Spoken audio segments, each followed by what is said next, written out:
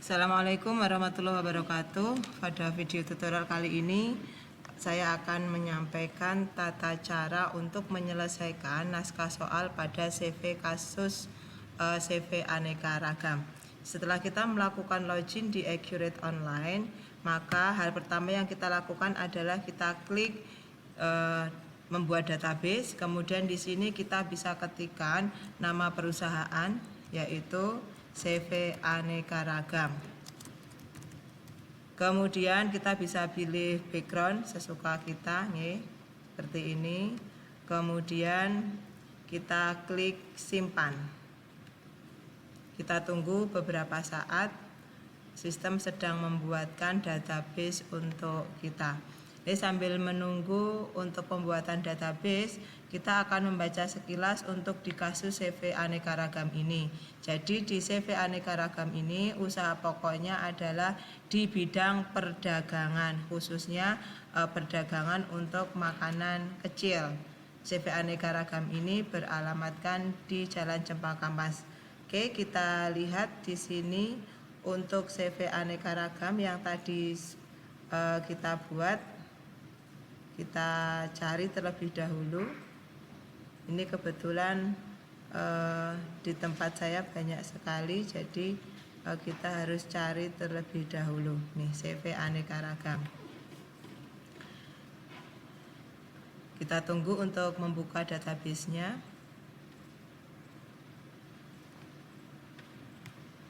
Nah, kemudian di sini kita akan menginputkan untuk nama perusahaan kembali, CV aneka ragam. Baik, level distribusinya sesuai dengan yang di identitas perusahaan dan usaha pokok, maka kita pilih retailer, bidang usahanya. Kita pilih untuk others, kita ketik saja biar cepat. Kemudian kita inputkan nomor telepon 021 400 500. Sementara untuk faksimilinya 021 400 501.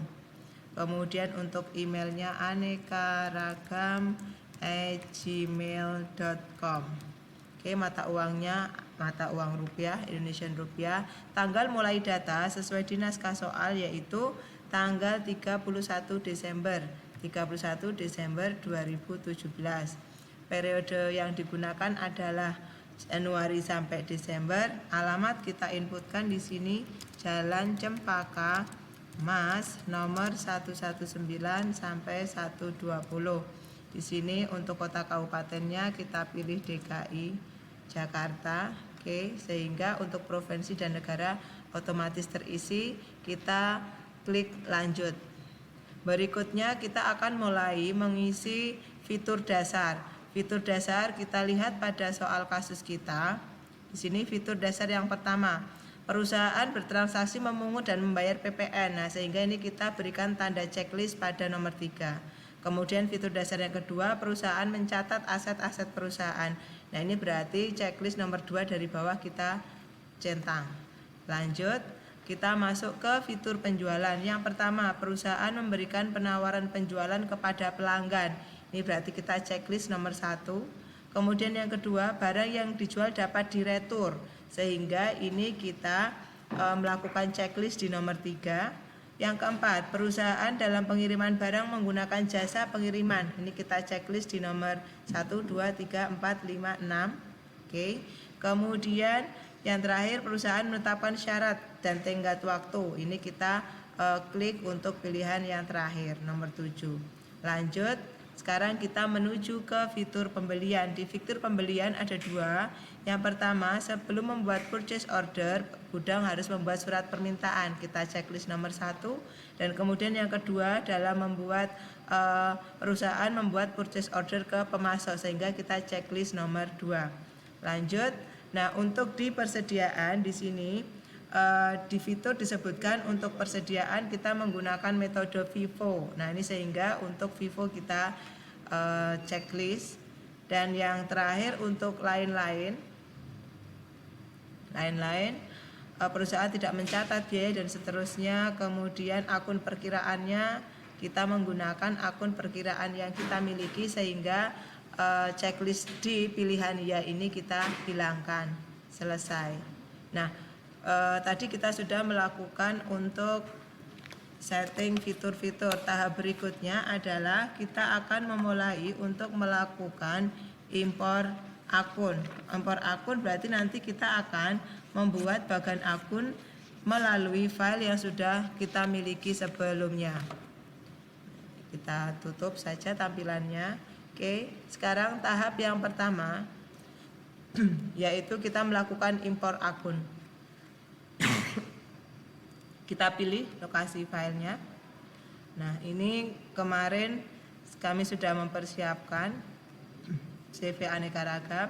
Daftar akunnya ini open. Kemudian kita unggah.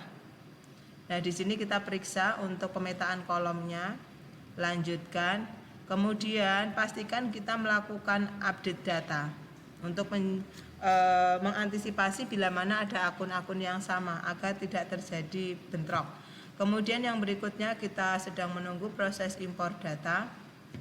Nah, jika muncul 55 data berhasil diproses. Artinya apa? Pada saat impor tidak ada akun atau data yang terskip. Apabila masih ada data yang terlewat, maka kita harus melakukan proses impor kembali. Tutup. Nah, berarti sekarang kita sudah memiliki daftar akun. Daftar akun ini kita bisa mengeceknya melalui menu buku besar. Menu buku besar, kemudian akun perkiraan, kemudian kita klik tombol hijau di samping data baru. Nah, perhatikan ini adalah daftar akun beserta saldo yang nantinya akan kita pakai sebagai neraca awal perusahaan. Jika diperhatikan dan dibandingkan dengan neraca saldo yang ada, maka akan terdapat beberapa akun yang meskipun di neraca atau di daftar akun yang tadi kita import ada angkanya, tetapi setelah kita import akun tersebut belum memiliki saldo. Akun tersebut antara lain ini piutang usaha, kemudian persediaan barang dagangan, duanya, kemudian ada lagi untuk aset tetap semuanya belum muncul, akumulasi, dan untuk kelompok 2 untuk hutang usaha ini juga belum ada angkanya. Nah, kelima akun tadi untuk menginputkan saldo awalnya tidak cukup melalui proses impor akun, tetapi harus ditambahkan dengan proses yang lain, yaitu proses impor pelanggan, pemasok, barang dan jasa, dan seterusnya.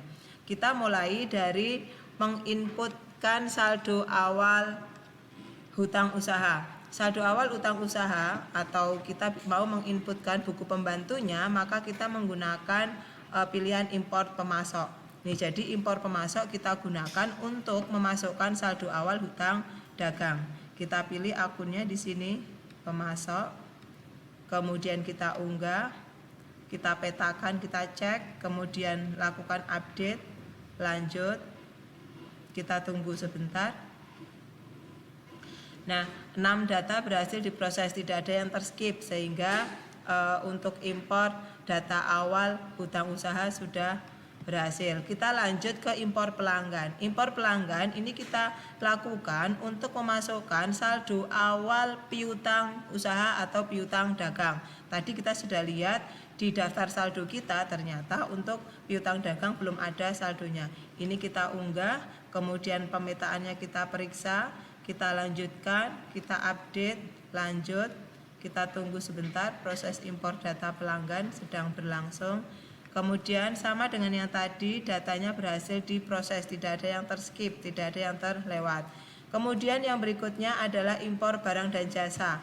Proses impor barang dan jasa kita lakukan untuk memasukkan saldo awal persediaan barang. Nah, file yang kita pakai adalah daftar barang. Kita buka, kemudian kita unggah, kita petakan, kita update, klik lanjut, kita tunggu sebentar. Oke, tutup. Nah, sekarang kita akan mengecek apakah proses impor tadi kita sudah berhasil masuk ke daftar saldo. Kita bisa melihatnya kembali ke menu buku besar, akun perkiraan. Kita tekan tombol hijau. Perhatikan di sini piutang usaha sudah muncul, persediaan barang dagangan juga sudah muncul. Kemudian untuk hutang usaha juga sudah muncul. Artinya proses impor pelanggan, pemasok barang dan jasa kita sudah berhasil. Tahap berikutnya adalah kita akan melakukan proses impor aset tetap. Untuk impor aset tetap, kita menggunakan menu aset tetap. Nah, sebelum melakukan import aset tetap, kita harus membuat kategori aset terlebih dahulu. Di soal CV aneka ragam, kita memiliki 3 macam kategori aset, yaitu yang pertama adalah tanah. Jadi sebelum kita import aset tetap harus memiliki kategori aset dulu, sebab kalau kita belum membuat kategori aset maka nanti kita tidak bisa melakukan import aset tetap.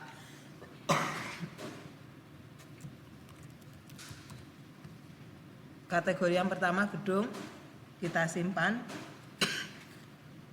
Kemudian tanah, kita simpan. Kemudian yang terakhir adalah peralatan. Sehingga begitu kita periksa di sini, oh masih kurang 1. Gedung, tanah, sini peralatan. Ya, peralatan, simpan. Untuk memastikannya kita tekan tombol hijau dan betul kita di sini memiliki 3, gedung, peralatan dan tanah. Ini disusunnya adalah urut abjad. Jadi sedikit berbeda dengan yang ada di naskah soal, tapi tidak masalah. Oke, tahap berikutnya setelah kategori aset kita buat, berikutnya kita baru bisa melakukan untuk impor aset tetap. Kita cek kembali, tadi ada yang meragukan. Oke, sudah ada 3. Kita tutup. Nah, untuk melakukan import aset tetap, kita masih menggunakan menu aset tetap. Kemudian kita pilih sub aset tetap. Nah, di sini kita tekan tombol hijau di samping kiri data baru. Nah, kemudian kita tekan lagi tombol biru untuk impor data. Impor dari Excel. Nah, di sini kita pilih foldernya. Untuk daftar aset tetap, ini file Excelnya adalah CV aneka ragam daftar aset tetap. Kita buka, kita unggah. Oke, pemetaan kita cek. Berikutnya konfirmasi, kita lanjutkan. Kita tunggu sebentar untuk proses impor datanya. Nah, di sini dituliskan 3 data berhasil diproses dan betul memang kita memiliki 3 macam aset tetap. Ini kita tutup. Nah, untuk ini sudah selesai, kita bisa periksa lagi ke buku besarnya untuk mengecek apakah tadi saldo awal untuk aset tetap yaitu tanah, gedung dan peralatan sudah masuk nih. Oke, berarti ini untuk aset tetap sudah berhasil kita masukkan saldonya. Tahap berikutnya yaitu memasukkan saldo akumulasi penyusutan. Akumulasi penyusutan untuk menginputkan saldonya kita menggunakan proses akhir bulan. Nah, proses akhir bulan ini ada di menu perusahaan. Oke, kita klik menu perusahaan, kemudian kita pilih proses akhir bulan. Nah, untuk periodenya kita samakan dengan neraca awal yang akan kita susun atau sama dengan kita ambil dari informasi perusahaan yaitu tanggal mulai data. Tanggal mulai data di naskah soal kita bisa melihat yaitu tanggal 31 Desember 2017. Karena tanggal mulai datanya adalah 31 Desember 2017, maka bulan untuk proses akhir bulan sama kita gunakan bulan Desember, tahunnya juga tahun 2017. Kemudian ini kita simpan. Nah, proses akhir bulan sudah selesai, sudah berhasil disimpan. Kita bisa cek kembali ke buku besar, akun perkiraan. Nah, kita lihat di sini di tombol hijau apakah akumulasi penyusutan sudah muncul. Nah, ini sudah muncul. Angkanya berwarna merah bertanda kurung karena memang saldonya kredit, sementara untuk saldo normal kelompok aset adalah debit. Tahap berikutnya, tahap terakhir dalam mempersiapkan database yaitu kita akan memeriksa apakah neraca awal yang kita susun tadi sudah benar atau belum. Untuk memeriksanya kita menggunakan menu laporan. Daftar laporan. Kemudian kita pilih neraca induk atau skontro. Per tanggalnya kita pastikan sama dengan tanggal mulai data 31/12/2017. Nah, di sini untuk parameter tambahan kita bisa tambahkan tanda checklist tampilkan data dengan saldo 0. Ini fungsinya adalah apabila nanti kita memang neraca kita sudah betul, maka akan muncul ekuitas saldo awal berjumlah 0. Kita tampilkan.